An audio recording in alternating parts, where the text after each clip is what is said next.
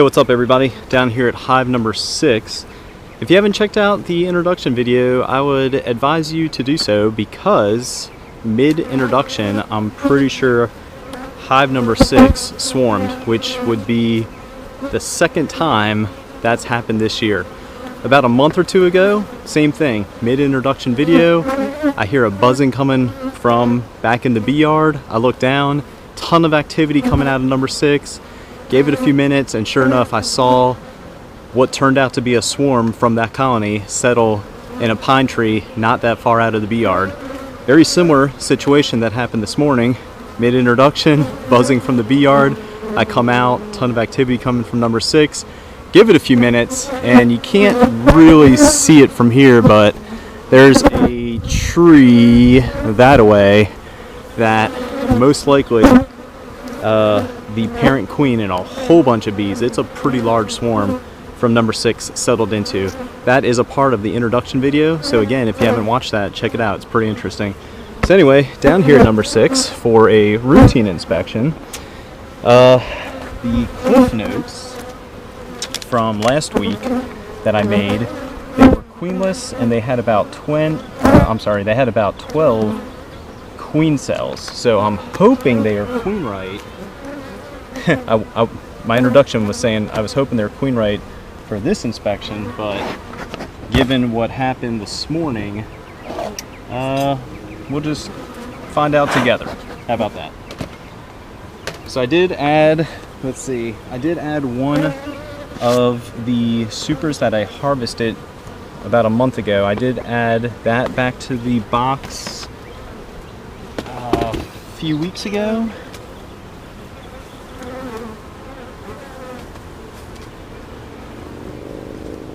Hoping they would backfill it like some of the other colonies have.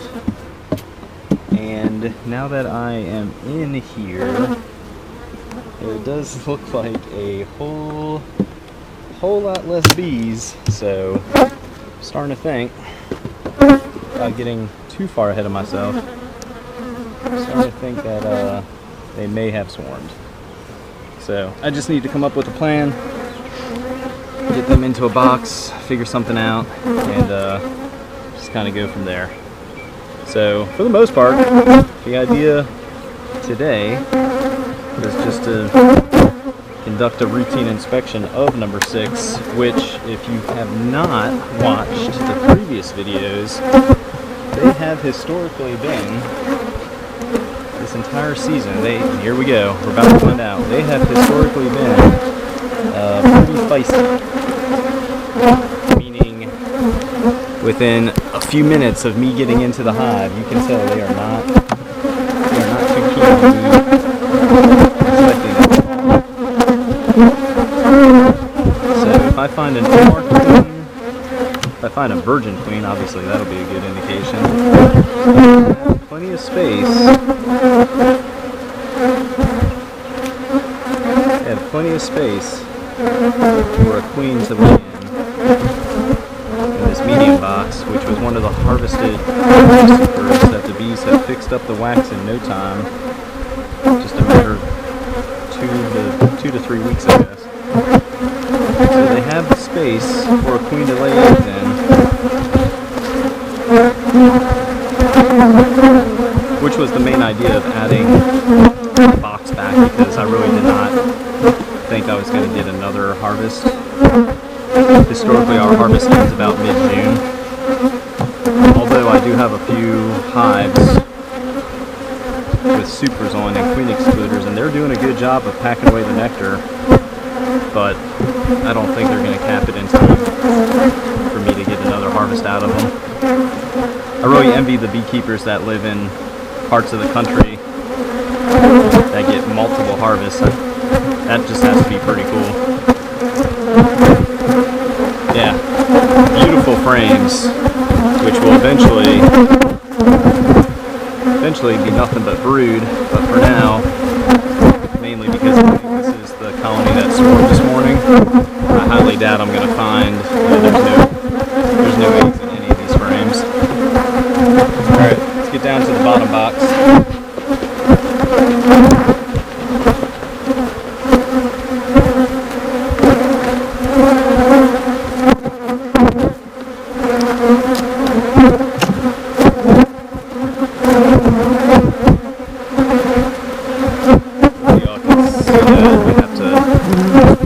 adjust the camera.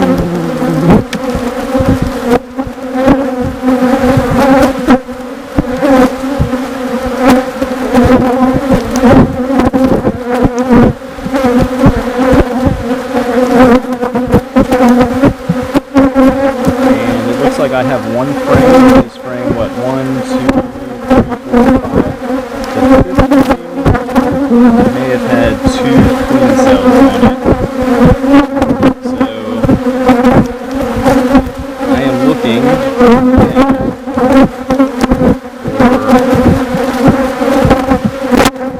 known queen cells to either have hatched out or soon to hatch out, which is another reason why the colony was small.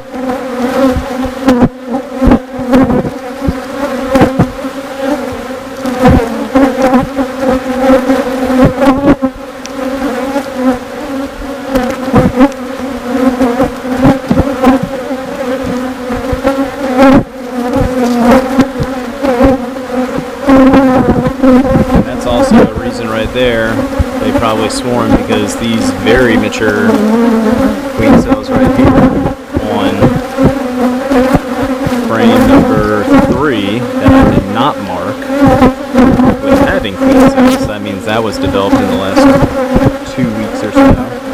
Well, actually within the last 2 weeks. I'll mark them real quick.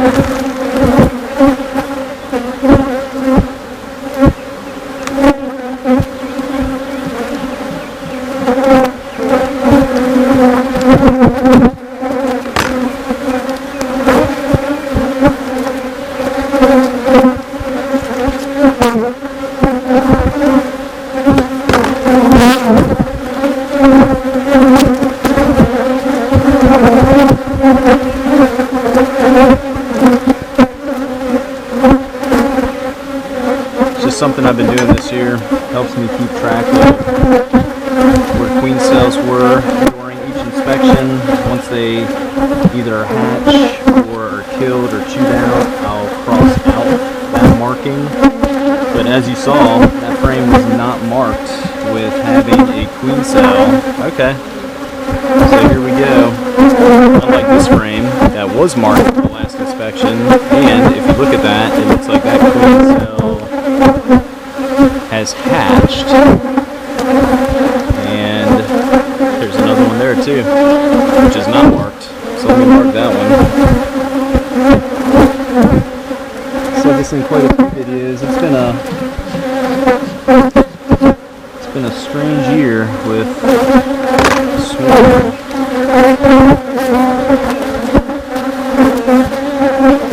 This side.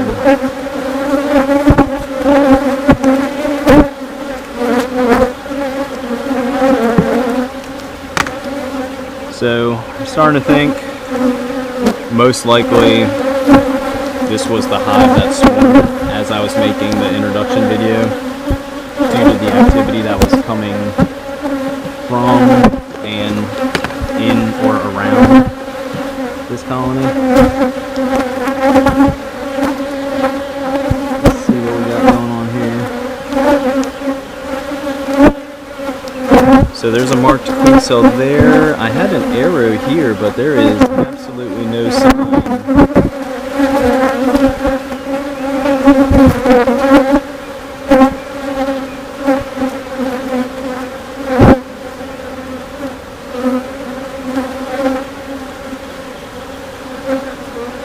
The one concerning thing that I'm seeing is there's really not a lot of brood or eggs either, which is kind of strange for... Oh, here we go. Here's a little more brood. And there's the queen right there. Oh, shoot. There's an unmarked queen right there. So I'm going to try and cage her real quick. I'm not going to mark her.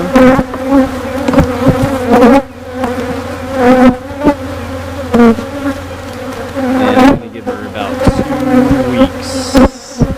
She is fast. She might be a virgin queen.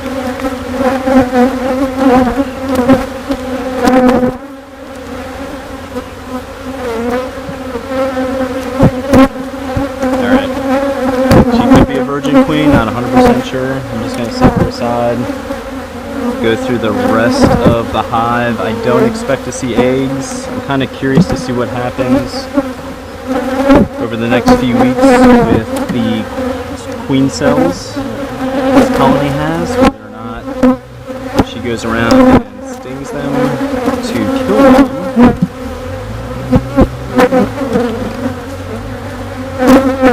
or just really just what happens, honestly. Hard to say. But I said this in a previous video, it's interesting to see, or actually listen to, the behavior of a hive that you know is queenless. Well, not queenless, but just doesn't have a laying queen. They sound different. And I think that's just something folks that keep bees can understand. Very interesting that they swarmed this morning and they have a queen, most likely a virgin queen, and she's new because she's unmarked and kind of on the small side, so I'm thinking she just hatched this morning, maybe right before they swarmed. Maybe that triggered this one. Alright, well, it's always something. Let me give them some smoke. I'm going to end up removing the top box that has the yellow foundation that they haven't really done anything with, because I do have some other colonies that could probably use that more than this one. I added that box not that long ago when I thought they needed the space, but now that they've swarmed, they definitely don't need as much space.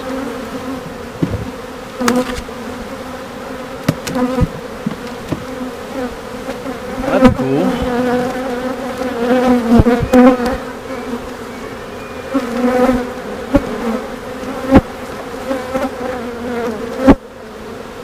And there's really no bees in that top box anyway, so. Alright. Let's take a look at number 6's new queen getting released. Maybe get a better shot of her if she crawls up. There you go. Hopefully that's in focus. Yeah. She may not have even left to mate yet. But yeah, let's release her. Here she goes. Down in the box. Alright.